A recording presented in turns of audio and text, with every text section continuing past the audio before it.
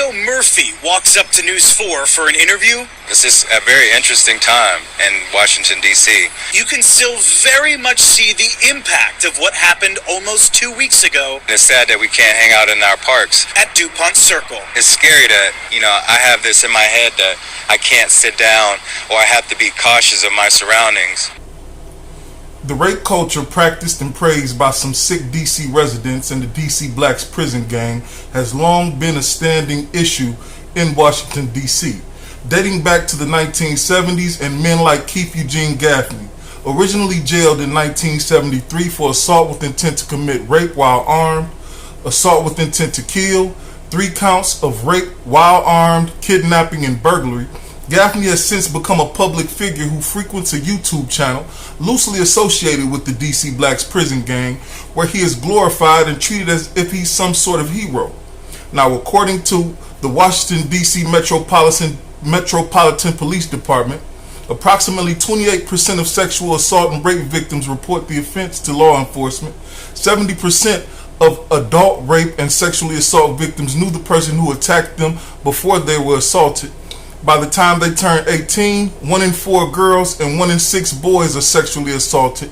9 out of 10 rape victims under the age of 13 knew the person that raped them. People with a disability have a higher risk of being sexually abused and assaulted in the general population.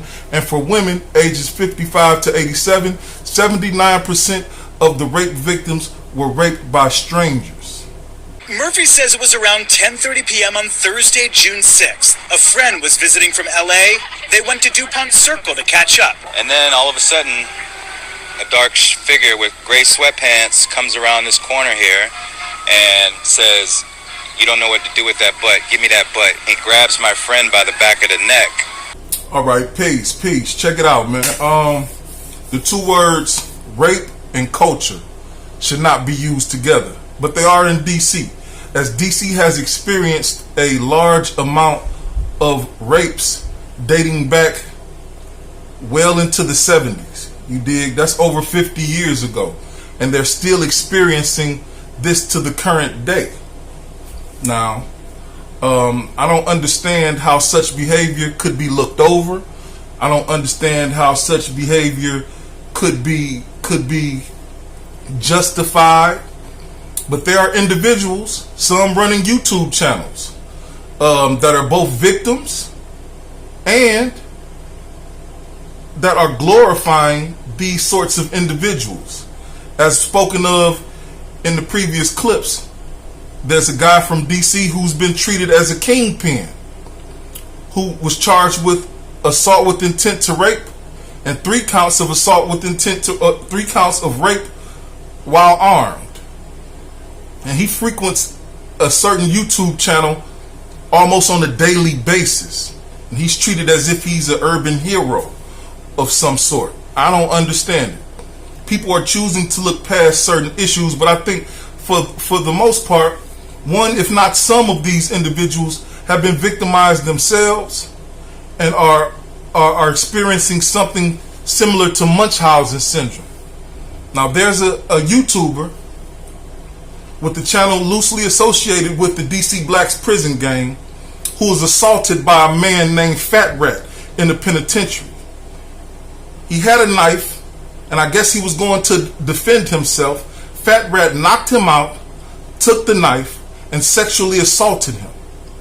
There were even rumors that Fat Cat stuck foreign objects in this individual while he was knocked out or whatnot. Now, this particular dude that I'm speaking of developed a name for himself in the penitentiary, and it was the Pink Panther. And from what I understand, people began to call him the Pink Panther because of his tonsils, his tongue, his throat. It was the actions that he was giving people while he was in prison. I believe he was given a lot of fellatio for whatever reason. And people began to call him the Pink Panther because, his tonsils or whatnot. I guess his tonsil game was heavy. Pause. But that being said, these sorts of individuals, they come home, start YouTube channels, for instance, you know what I'm saying, and speak about how much they love prison, how much prison helped them, and the guys that are still there that they love and miss and praise. And I just don't understand it. The word institutionalized comes to mind. Now, there's a woman who took up issue with the current YouTuber who's loosely associated with the DC Blacks prison gang. And she had a lot to say about him and how he conducts himself after an exchange of words online. Let's take a look at that. I don't respect your butthole because anybody can dig in it. And they ain't even got to know you 5 motherfucking men. Ain't your asshole supposed to be something sacred? That's your first chakra. Nigga ain't even got to buy you no goddamn grits and egg. But they can bust you all in your ass. Bust it wide open enough that you can squat down and lay eggs out your motherfucking ass like a damn chicken. Cause that's how big the motherfucker is.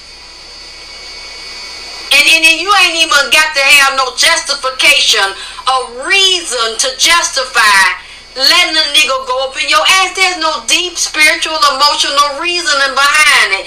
Only that you know that you like to let niggas play poking bean in your ass.